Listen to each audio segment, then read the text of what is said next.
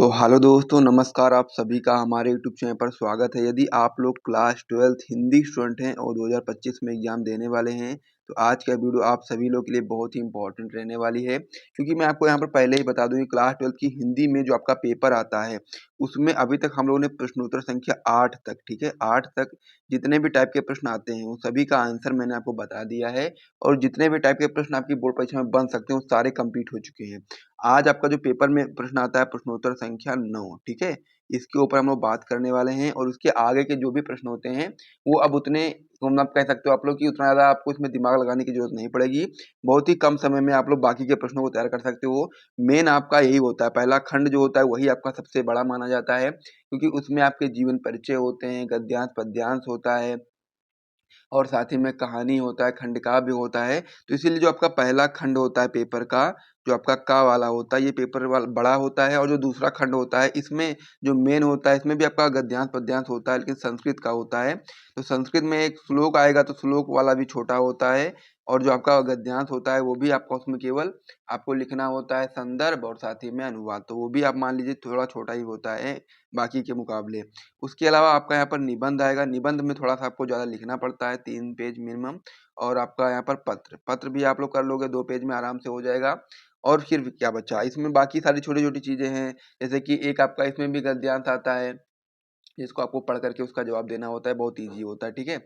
और इसमें और क्या आता है, इसमें आपका जैसे मुहावरे आज हम लोग आपको बताने वाले हैं, तो इसमें जितने भी आपके मुहावरे 2025 के लिए इम्पोर्टेंट हैं, वो सारे आज के एक ही वीडियो में हम लोग कंप्लीट करा देंगे। इसके बाद फिर प्रश्नोत्तर संख्या 10 में आपका एक गद्यांश आएगा, जो कि कहीं से भी आ सकता है, उसको बुक से कोई रिलेटेड नहीं होता है, आपको केवल उसको पढ़ना होता है और उसका जवाब आप लोग क्वेश्चन नीचे पूछा जाएगा और उसी को पढ़ करके आप लोग आराम से जवाब दे सकते हो, बिल्कुल कोई दिक्कत नहीं होगी। तो चलिए प्रश्नोत्तर संख्या 9 में जो हम लोग पढ़ने वाले हैं उसको देख लेते हैं। इस पेज को यहाँ पर मैं हटा देता हूँ। तो आज हम लोग पढ़ने वाले हैं प्रश्नोत्तर संख्या 9 पेपर का आपका, जो कि आपका होता है निम्नलिखित मुहावरे में से किसी एक का अर्थ लिखकर वाक्य प्रयोग कीजिए। तो ये आपका 2 नंबर का होता है, 4 आपके बोर्ड परीक्षा में आते हैं पेपर में, उसमें से किसी एक का आपको यहाँ पर जवाब देना होता है। तो यदि जितने भी मैं आपको बताने वाला हूँ 11 मैं टोटल बताऊँगा, 11 यदि आप पढ़ लेते हो तो इसमें 4 में कोई ना कोई ज़रूर ये देखने को मिल जाएगा, यही में से, इसी में से जितना भी मैं आपको यहाँ पर पढ़ाने वाला हूँ। तो चलिए शुरू करते हैं। यदि आपको वीडियो पसंद आएगी तो वीडियो को लाइक भी कर दीजिएगा और चैनल को भी सब्सक्राइब कर दीजिएगा। तो पहला इसमें क्या दिया गया है? पहला आपका इसमें जो दिया गया है मुहावरा, वो आपका दिया गया है आँखों का तारा होना, ठीक है? क्या दिया गया है? आँखों का तारा होना। और यहाँ पर जब आप लोग बोर्ड परीक्षा में करोगे ना, तो इसमें यहाँ पर नीचे लाइन वाइन वगैरह खींच सकते हो आप लोग आराम से, कोई दिक्कत यहाँ पर आपको नहीं होनी चाहिए। इस प्रकार से लाइन खींच दो या फिर यहाँ पर आप लोग लाइन खींच दो, कोई दिक्कत नहीं होगी। यहाँ पर मैंने ऐसे लिख रखा है, लेकिन जब आप बोर्ड में करोगे तो आप लोग अच्छे तरीके से करोगे। उसके लिए भी मैंने वीडियो बनाया है, पूरा मैंने पेपर सॉल्व कराया था, तो उसमें आपको सारी चीज़ें देखने को मिल जाएंगी।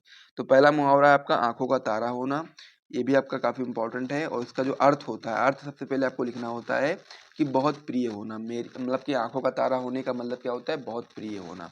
वाक्य प्रयोग आप लोग इस प्रकार से कर सकते हो कि श्याम अपने बेटे से कहा, श्याम ने अपने बेटे से कहा तुम मेरी आँखों का तारा हो, ठीक है?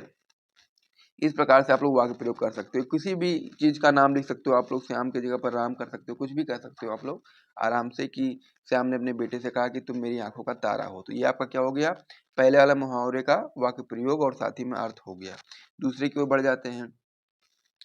दूसरा मुहावरा है इसमें अपने पैरों पर खड़ा होना, यानी कि अपने पैरों पर खड़े हो जाना। इसका क्या मतलब होता है? इसका मतलब होता है स्वावलंबी होना। वाक्य प्रयोग में क्या है? आजकल लड़के की शादी तभी करना चाहिए जब वो अपने पैरों पर खड़ा हो जाए, यानी इसका मतलब यही होता है कि जब वो अपने कमाने वमाने लगे उसके बाद ही करना चाहिए। तो अपने पैरों पर खड़ा होने का मतलब यही होता है कि स्वावलंबी होना, यानी कि मतलब खुद कमाने लगना और अपनी चीज़ें जो भी चीज़ें खर्चे वगैरह अपने खुद उठाने लगना।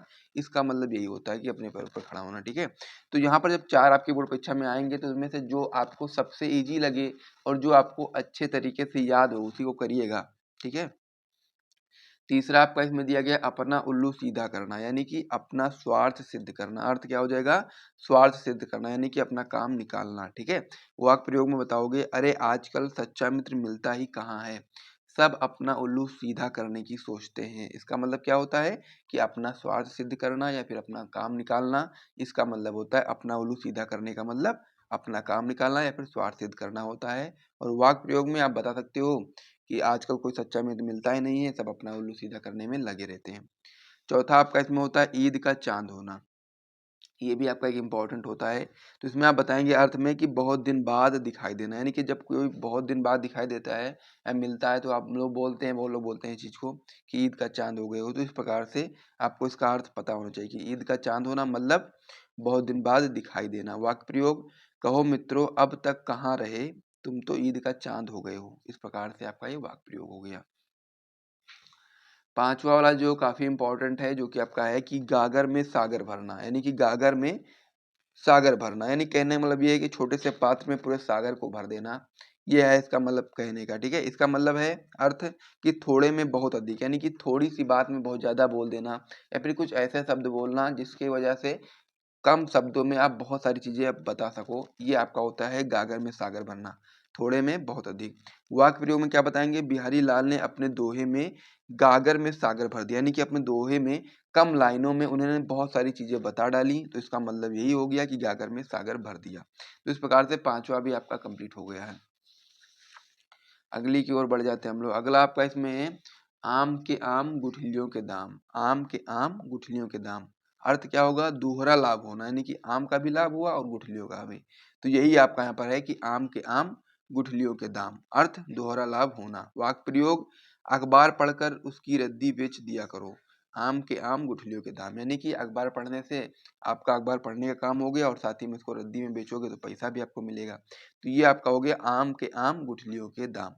सातवां आपका इसमें है अधजल गगरी छलकत जाए, यानी कि ओछा व्यक्ति प्रदर्शन अधिक करता है, यानी कि जो व्यक्ति ओछा होता है, आप बोल सकते हो कि जिनमें कोई भी गुण नहीं होता है, तो वो अधिक प्रदर्शन करता है। वाक्य प्रयोग में आप बताएंगे उसने थोड़ा सा धन क्या कमा लिया, अब तो वह कार से नीचे पैर ही नहीं रखता है, यानी कि अधजल गगरी छलकत जाए, यानी कि ओछा व्यक्ति अधिक प्रदर्शन करता है और यानी कि वो बढ़ा चढ़ा करके अपने आप को दिखाता है। तो इसका वाक्य प्रयोग क्या है, उसने थोड़ा सा क्या धन कमा लिया, अब तो वह कार से नीचे पैर ही नहीं रखता है।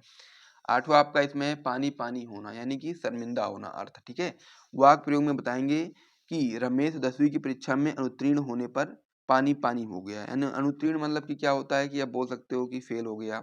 इस प्रकार से बता सकते हो आप लोग वाक्य प्रयोग में कि जब आप किसी चीज को करो और फिर आपको सफलता नहीं मिलती है, या फिर कोई ऐसा काम कर दो जिसकी वजह से आपको शर्मिंदा होना पड़ता है, तो उसमें आप बोल सकते हो पानी पानी हो गया। ठीक है, तो पानी पानी होना मतलब शर्मिंदा होना। वाक्य प्रयोग, रमेश 10वीं परीक्षा में अनुत्तीर्ण होने पर पानी पानी हो गया, यानी कि शर्मिंदा हो गया।